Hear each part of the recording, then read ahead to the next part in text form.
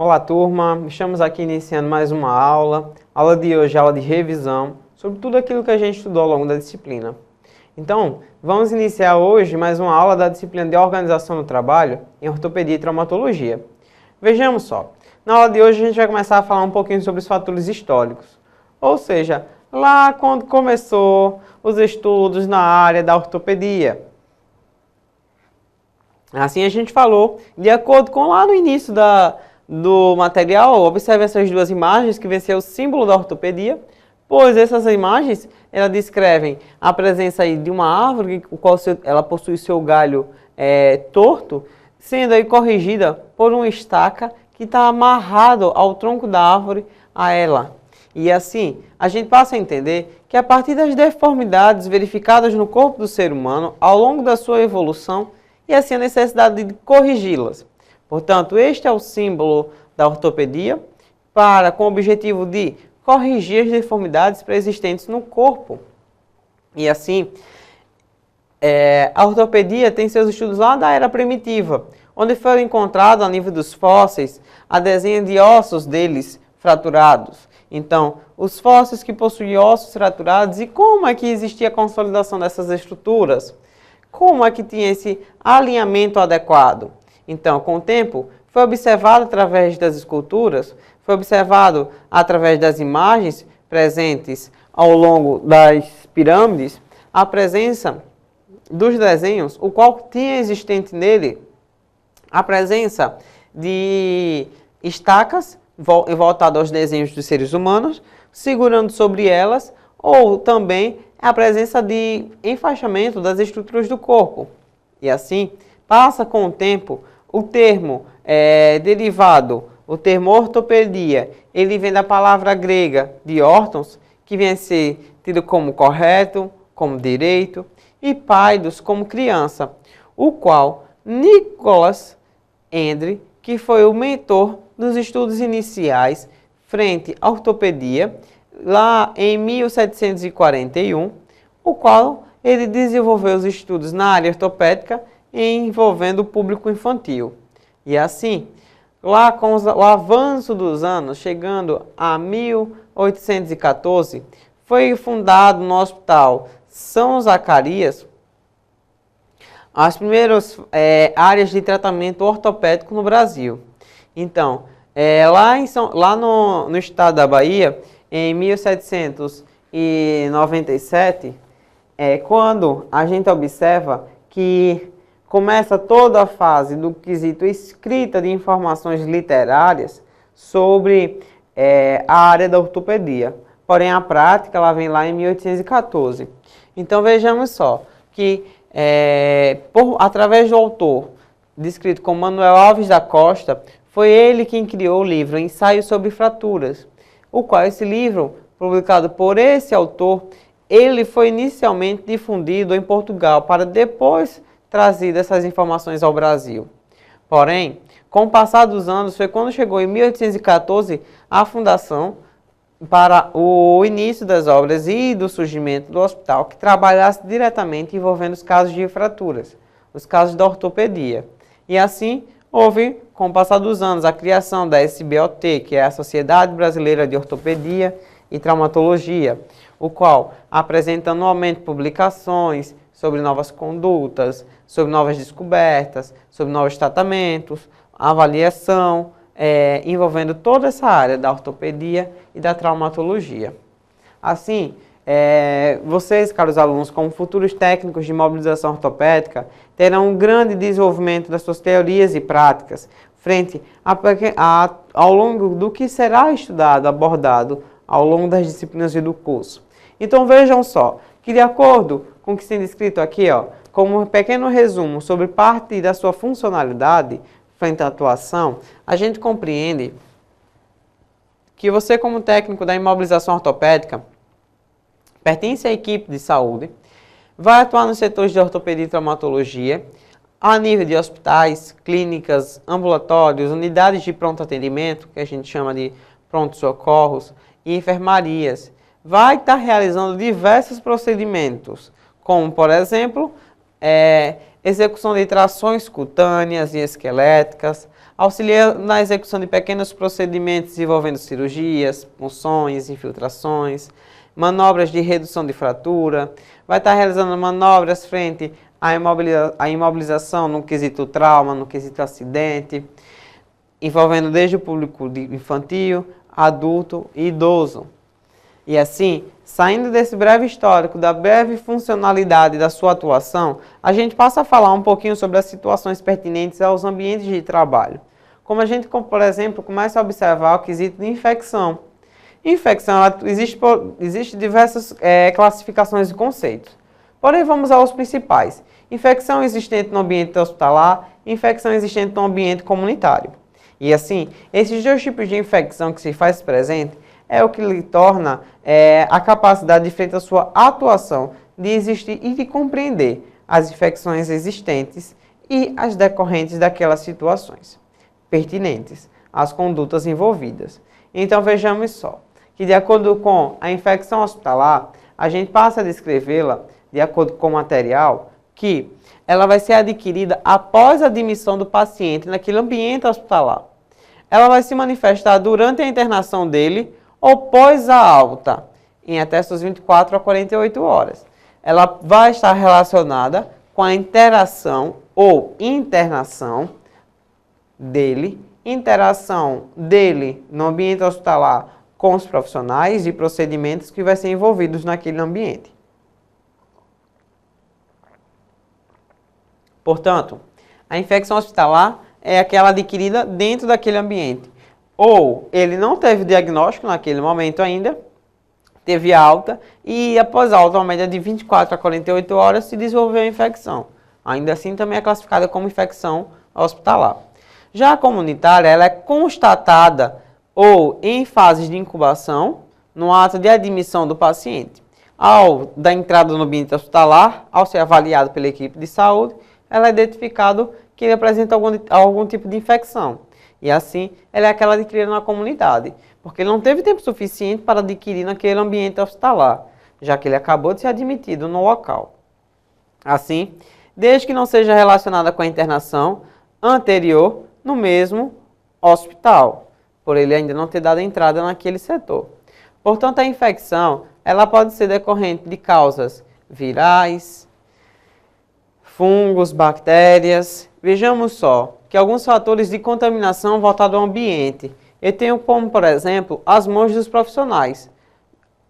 Então, essas mãos quando em contato com as superfícies de trabalho, levando a uma falta da sua higienização correta, eu conto com a ausência da utilização de técnicas apropriadas pelos profissionais de saúde, levando à contaminação de paciente a paciente, contaminação dos recursos utilizados frente às condutas realizadas, manutenção da superfície úmida ou mesmo quando se encontra molhada, manutenção das superfícies empoeiradas, condições precárias de revestimentos, manutenção da matéria orgânica sem rápida remoção e falta de procedimentos adequados frente à conduta realizada com os pacientes.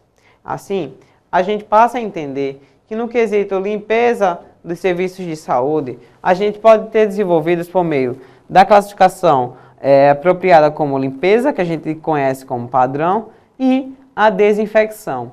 Vejamos que limpeza, ela só me descreve como remoção das sujidades, ou seja, das sujeiras presentes naquele ambiente por emprego da força mecânica ou de substâncias químicas naquele local. Porém, a desinfecção, ela vai contar com, no momento de remoção das sujeiras, a remoção também de micro-organismos, que são eles que vão provocar o surgimento das infecções às vítimas e aos profissionais de saúde, que vão estar presentes na forma vegetativa naquele local, se acumulando por horas, semanas, a meses. E assim, a gente tem, além da limpeza, além da desinfecção, a gente tem a esterilização. Portanto, na esterilização, é o processo pelo qual os micro-organismos são mortos, eles estando presentes naquele ambiente, naqueles materiais de trabalho. Ao processo de esterilização, ele vai ser morto, ele vai apresentar o padrão de morte. E nesse momento aí, eles vão ser destruídos ao ponto de não mais possível detectá-los em meio àqueles materiais. E assim, eles, presentes naquele meio, naquela cultura que já foram detectados e eliminados, quando utilizar novamente aquele material, ele não vai se fazer presente, pois eles já foram destruídos.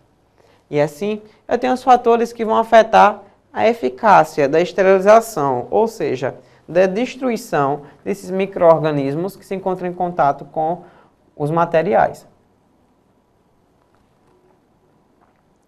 Vejamos que a atividade dos agentes esterilizantes depende de inúmeros fatores, alguns deles voltados à qualidade intrínsecas do organismo, dos materiais, dos estruturas, me referindo às situações físico-químicas do agente ou fatores externos do ambiente.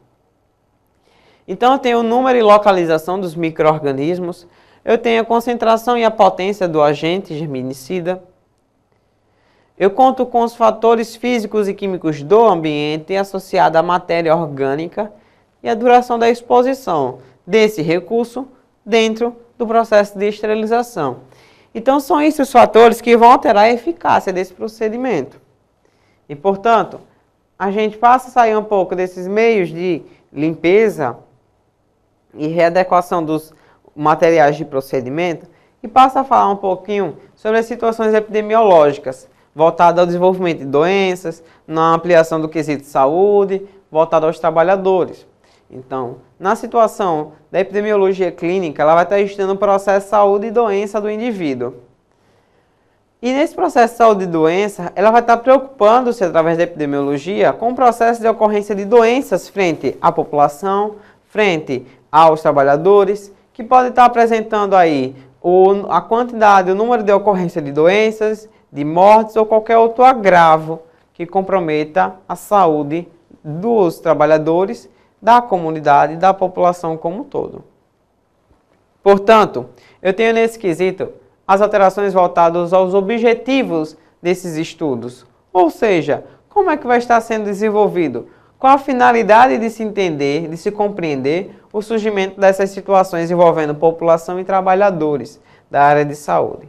Então vejamos só, que esses objetivos vão estar associados a estratégias que vão melhorar o nível de saúde das pessoas que compõem a comunidade. Para isso, a gente vai ter a mensuração do nível de vida. Então, eu vou ter como índices de compreensão de quanto se encontra o nível de vida do meu trabalhador, o nível no quesito positivo, trazendo bem-estar, trazendo ampliação do seu quesito de saúde, quando associado a uma alimentação e a nutrição, quando associado a uma educação, a condições de trabalho, mercado de trabalho, consumo e economia e situações de trabalho. Eu conto aí também com o transporte, com a segurança social, com a liberdade humana, a liberdade do ir e vir. Então, tudo isso vai estar me associando aí a moradia, a alimentação, a lazer, a trabalho. Tudo isso é que vai estar levando à compreensão da expectativa do nível de sobrevida do meu trabalhador associado à minha população. Portanto, a educação que se faz presente, devido também estar associado à compreensão das medidas para evitar os surgimentos de doença. Assim também podemos não esquecer do saneamento básico, que passa a compreender, associado a isso, as campanhas de vacinação. Portanto, tudo isso vai estar associado aos indicadores de saúde, ou seja, a forma como a gente vai avaliar o nível de vida da comunidade e dos nossos trabalhadores, através da quantificação também de óbitos, ou que também vai fazer parte dos indicadores de saúde, que vai ser uma medida indireta de saúde, sendo da área coletiva também associada aos índices de mortalidade, que é um tipo de indicador para que a gente também compreenda como é que se encontra a taxa de número de óbitos naquela comunidade.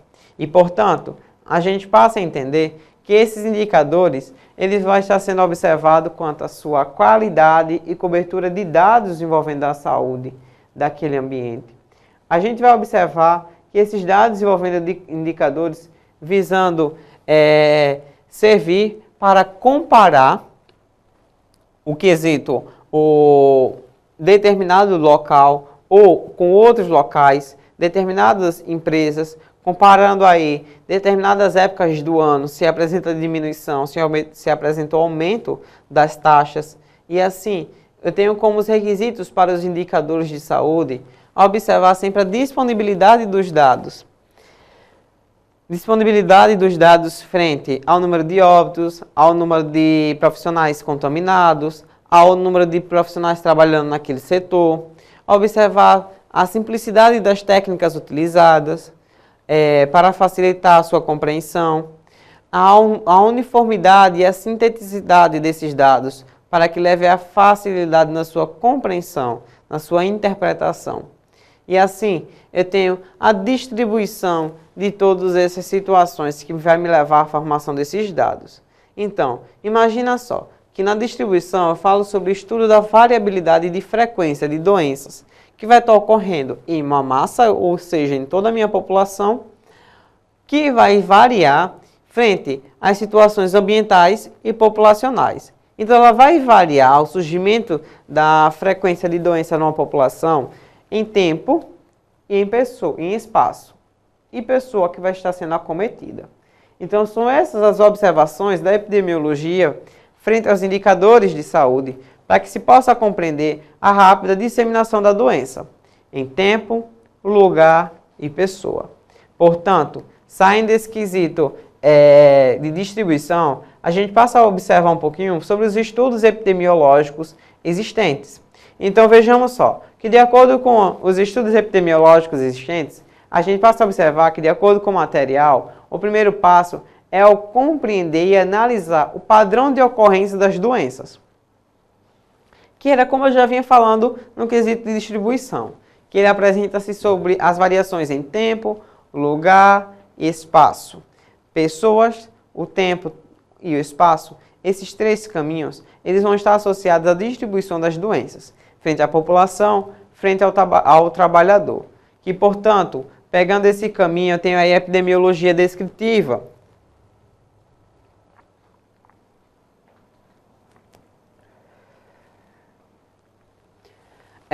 A epidemiologia descritiva, ela vai estar envolvendo perguntas direcionadas a quem é a população ou os trabalhadores acometidos pelo determinado dano, quando ocorreu, onde ocorreu esta situação, e assim eu vou ter os principais indicadores de saúde, ou seja, as principais situações que levaram ao comprometimento da saúde daqueles trabalhadores. Então eu conto com o coeficiente de mortalidade, eu conto justamente com o coeficiente que vai estar observando as taxas de óbito na população, o coeficiente de mortalidade infantil, o coeficiente de mortalidade materna. E assim, a gente segue e passa a falar um pouco sobre risco ocupacional. Então, os riscos envolvendo a classe de trabalhadores frente à sua atividade laboral. Portanto, quando a gente chama de risco, a gente passa a compreender que é a probabilidade da ocorrência de algum evento não desejado, ou seja, algum acidente de trabalho frente àquela classe de trabalhadores. E o termo ocupacional vai estar relacionado ao procedimento específico para que cada profissão que desempenha traga aí a sua compreensão.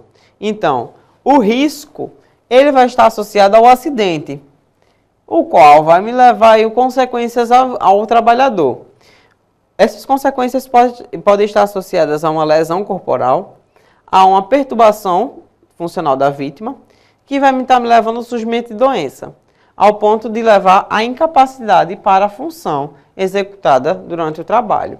E assim, o risco ocupacional, ele passa a entender que por estar associado ao acidente, pois o acidente é um evento súbito e inesperado, não se esperava surgir aquela determinada situação, pois está envolvendo normas de operação, que vai resultar em danos à saúde do meu trabalhador, tanto envolvendo a propriedade, o ambiente de trabalho, como vai ter a descrição do comprometimento da funcionalidade dele. Já no quesito de incidente, eu já vou ter aí a diferença, pois eu vou ter aí um evento súbito e inesperado, que vai interferir na atividade normal do meu trabalhador.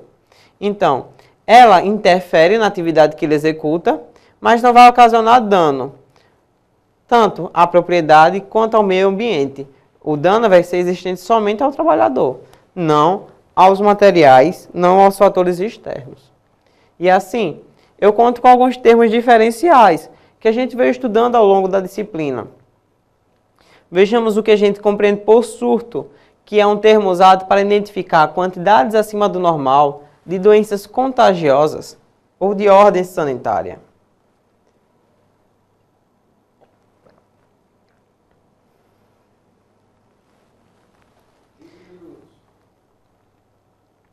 Já a epidemia, ela me remete à ocorrência de danos quando surge aí uma determinada doença, desenvolvendo numa forma local, ou seja, em um determinado local, de modo rápido, porém em um pequeno espaço de tempo.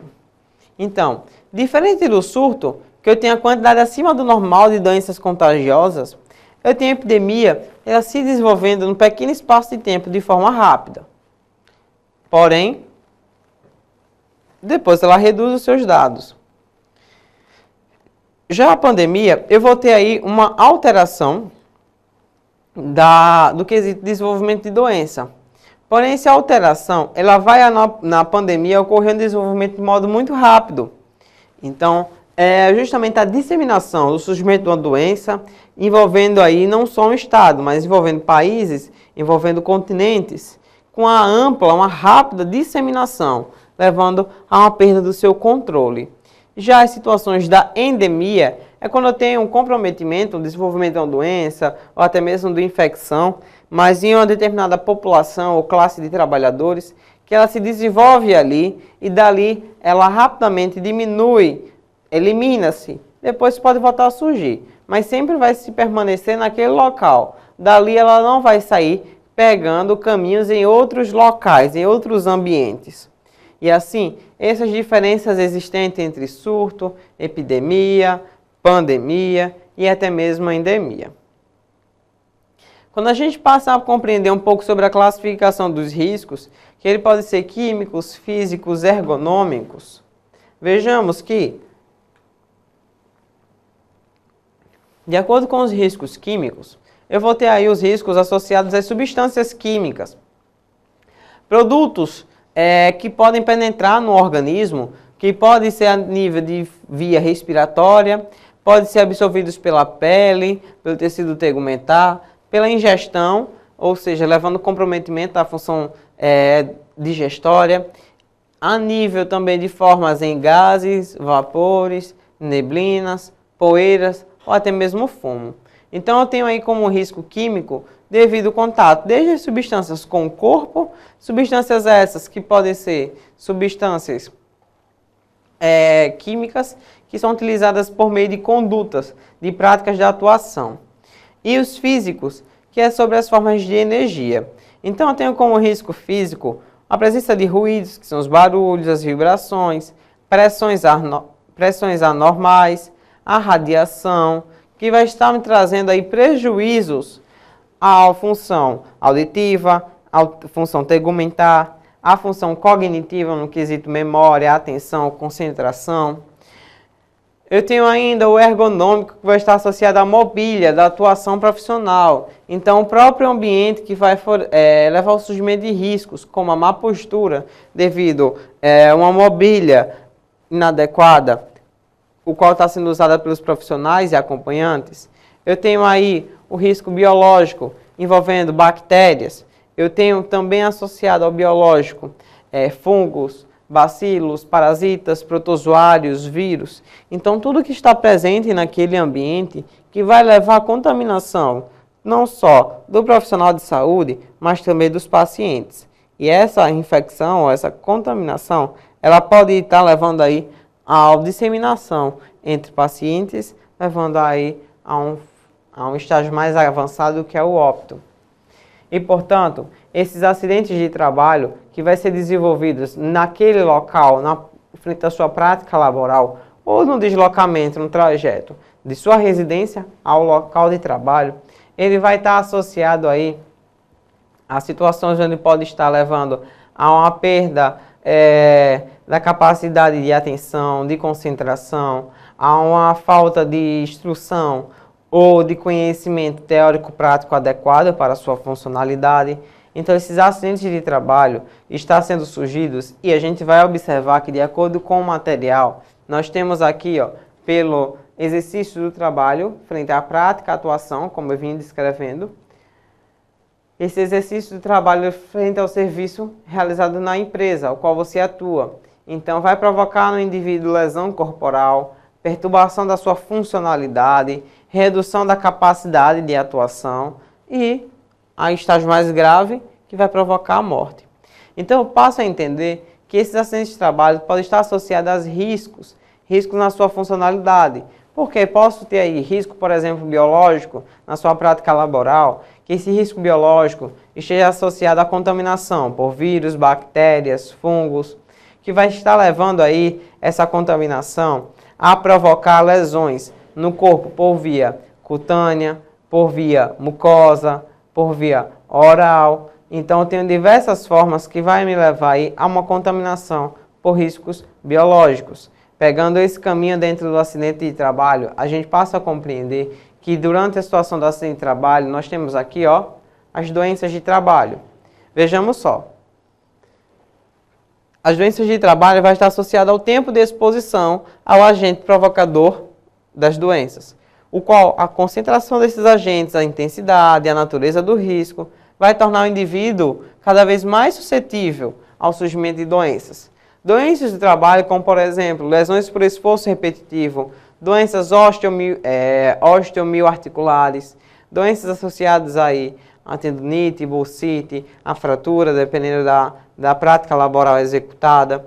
Assim, a gente passa a entender que os riscos frente ao surgimento de acidentes, ele vai estar associado aí a um arranjo físico inadequado, a máquinas e equipamentos sem proteção, ferramentas inadequadas e defeituosas, a iluminação inadequada, ou seja, ambientes mal iluminados, ambientes com excesso de calor ou excesso de frio, a eletricidade, a probabilidade de incêndios ou explosões, situações de riscos que poderão contribuir para a ocorrência de acidentes.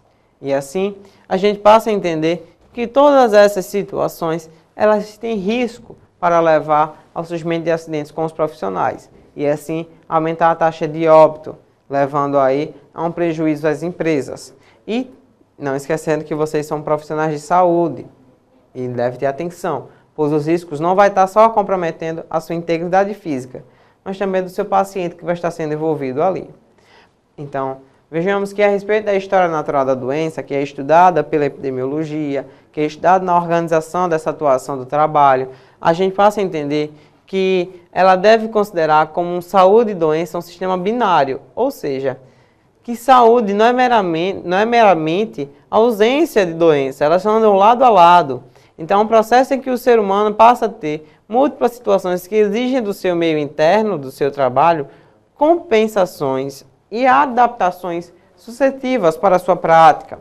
Assim, a gente passa a entender que a história natural da doença ela está associada não só à fase de saúde ou de doença, ela está associada à fase onde você pode ter um diagnóstico de saúde ali, é tido como um ser saudável, mas meramente você pode estar desenvolvendo a doença e não sabe, ou está portando o vírus de desenvolvimento da doença. Então, por isso, que nessas situações a gente tem as vigilâncias que vai estar atuando, vigilância sanitária, epidemiológica, ambiental.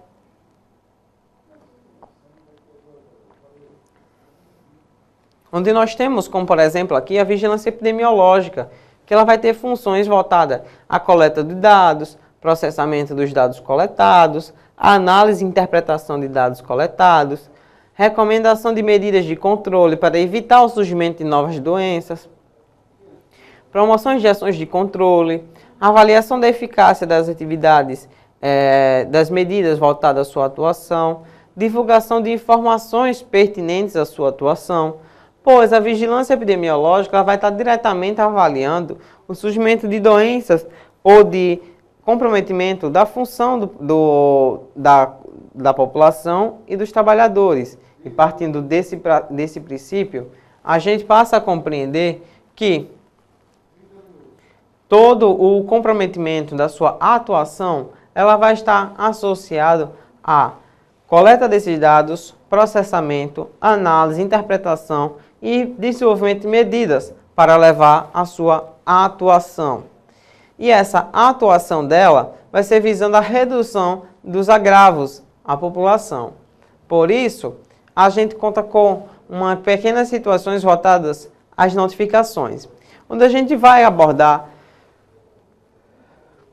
que a notificação é a comunicação da ocorrência de determinada doença ou agravo à saúde, feita pela autoridade sanitária, por profissionais da saúde ou qualquer cidadão, para fins de adoção de medidas que vai levar à intervenção. Então, é o principal instrumento para a coleta de dados de notificação compulsória, porque a notificação é justamente quando tem a atuação da vigilância sanitária, atuando através do sistema chamado de SINAM, que é o Sistema Nacional de Agravos Notificáveis, o qual vai estar recebendo os dados frente aos trabalhadores de saúde, ou até mesmo cidadãos, que vai estar notificando a simples suspeita de uma determinada doença, que pertence à lista de agravos notificáveis, o qual a vigilância epidemiológica ela vai estar contactuando o local para averiguar se é verdade ou não. E sendo, ela vai coletar todo o surgimento daquela determinada situação para que leve às situações os quais são descritas para levar aí, a partir do momento de algo já existente, a eliminação dele e benefícios para a população. Portanto, vejamos que, de acordo com o material, os aspectos a serem considerados notificáveis, ele se compreende as seguintes situações. Notificar sempre suspeita da doença, onde o indivíduo ele não vai ter prejuízo algum, na notificação negativa. A existência da notificação negativa se faz presente para que possa compreender e possa se tomar medida antes que seja comprovado e que tenha mais pessoas envolvidas no seu grau de comprometimento. Assim, a notificação ela deve ser sigilosa para evitar a disseminação de informações falsas. E assim, ela deve ser feita mesmo na ausência dos casos, que é como a gente descreveu como notificação negativa, que é quando a gente tem uma suspeita, realiza-se a notificação e, ao compreender, ela não era com informações, não era considerada como simples suspeita confirmada, ela passa a ser uma suspeita negativa. Então, ela torna-se, nesse momento, uma notificação negativa. E assim, a vigilância sanitária teve toda a sua atuação no Brasil voltada à implantação das suas atuações desde 1970, onde a gente passa a observar que foi através do governo militar que levou ao agravamento dessas questões sociais frente a toda essa atuação que a gente já observou agora há pouco na descrição do sistema de vigilância, qual vai estar atuando diretamente nas notificações. Pois a vigilância sanitária ela também é voltada às situações somado à vigilância epidemiológica no modo ativa, passiva e especial, onde eu tenho que na situação de vigilância ativa é quando ela vai diretamente em busca dos dados, das informações, onde se fazem presente a nível de hospitais, clínicas. Já a passiva é quando ela espera que esses locais, esses centros de saúde, enviem para ela os casos notificáveis. E a especial é quando ela trabalha diretamente envolvendo grupos de determinadas doenças específicas, o qual ela vai diretamente nesses locais em busca dessas respostas, se há ou não a suspeita desses casos, ou confirmação deles. Então vejamos que na sanitária, associada à epidemiológica, andando lado a lado uma com a outra, a gente passa a observar, de acordo com os materiais, que ela vai estar atuando associada às funções econômicas, jurídicas e médico-sanitárias. Pois ela vai estar associada a produtos que vão ser importados, exportados, para que se tornem comercializados e também sobre a prática da atuação daqueles produtos frente aos tratamentos envolvendo a população, para evitar que haja contaminação, para evitar que haja lesão, para que haja evitar o prejuízo quanto à saúde do paciente. Então, a vigilância sanitária associada ao Sistema Nacional de Vigilância e a Anvisa, ela compreende um conjunto de ações que vão ser executadas tanto por instituições voltadas à administração pública direta ou indireta, somada à União, aos estados, ao Distrito Federal, aos municípios, que vão estar exercendo atividades que vai regularizar e normatizar essas situações, controlando e fiscalizando todo aquisito de vigilância sanitária, pois ela não vai atuar só na área de saúde. Como a gente observou, ela atua no quesito administrativo, econômico, jurídico. E assim, a Anvisa ela tem responsabilidades no quesito de formulação e implantação das políticas frente à vigilância sanitária, participando da definição de normas e mecanismos de controle, cooperando aí com técnicas e financeiras voltadas aos estados, ao Distrito Federal e aos municípios, somada à capacitação de recursos humanos, levando aí a uma grande responsabilidade de sua prática, frente à atuação voltado aos estados que se fazem presente, estados, municípios e Distrito Federal. E assim, a gente vai entender que a vigilância ambiental, somada sanitária e somada epidemiológica, que a gente já veio observando, já veio conversando ao longo da aula, ela também vai ter seu espaço de atuação, pois ela vai estar voltada diretamente ao ambiente. Então vejamos só, que de acordo com vigilância ambiental no quesito saúde,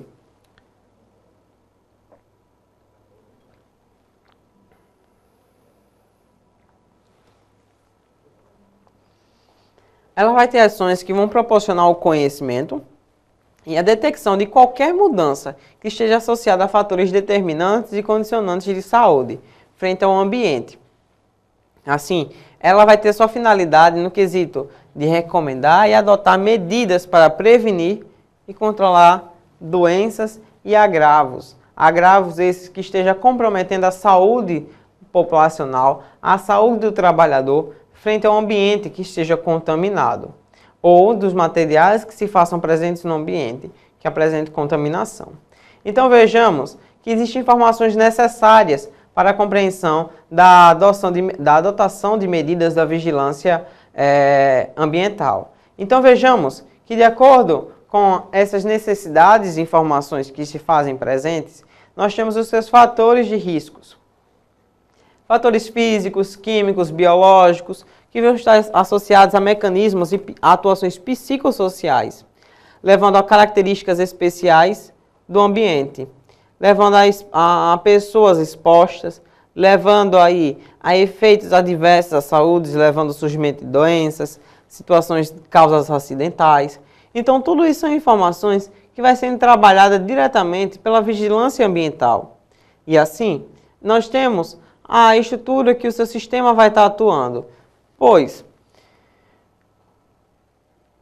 o sistema de vigilância ambiental ele vai estar atuando nas áreas voltado à vigilância, no quesito observação, compreensão e controle dos fatores de risco biológico que vai poder levar a desencadear o surgimento de doenças na população e nos profissionais. Então, nesse quesito, eu tenho os vetores, que vai estar disseminando, eu tenho os hospedeiros e os reservatórios de micro-organismos, vírus, que vai estar levando à disseminação ao próprio corpo humano, e animais peçonhentos, que vai estar presentes no ambiente, que ao fazer contato com o corpo da vítima, pode levar ao desenvolvimento de doenças, de infecções, intoxicações. E assim, a gente passa a entender que a vigilância ela vai ter o seu controle de riscos não biológicos, atuando diretamente voltado à água para o consumo humano, à contaminação do ambiente, à observação do ar se está poluído, a resíduos tóxicos que se façam presentes e também nos desastres naturais e tecnológicos que envolva todo aquele espaço de convívio populacional e ambiente de trabalho. Então, portanto, a gente passa a entender que todos esses conteúdos que estudamos ao longo da disciplina, a vigilância sanitária, epidemiológica e a vigilância ambiental, elas estão andando lado a lado para a atuação cada vez mais prática e eficaz do trabalhador, levando aí a uma melhoria do seu aspecto ambiental, no seu aspecto laboral, levando à redução de agravos. E esses agravos, quando se fazem presentes, que devem ser notificados ao Sistema Nacional de Agravos Notificáveis, ao SINAM, mesmo na simples suspeita dos agravos existentes, para que possa ser tomado medidas para controle desses agravos para prevenção. Não esquecer também dos EPIs, equipamentos de proteção individual e os equipamentos de proteção coletiva, frente à prática de atuação, para evitar o surgimento de lesões, o surgimento de acidentes ou incidentes, pois vai tornar o trabalhador mais protegido e evitando aí o surgimento de seus agravos à sua saúde. Portanto, a aula de hoje finaliza-se por aqui. Obrigado, caros alunos, e até a próxima.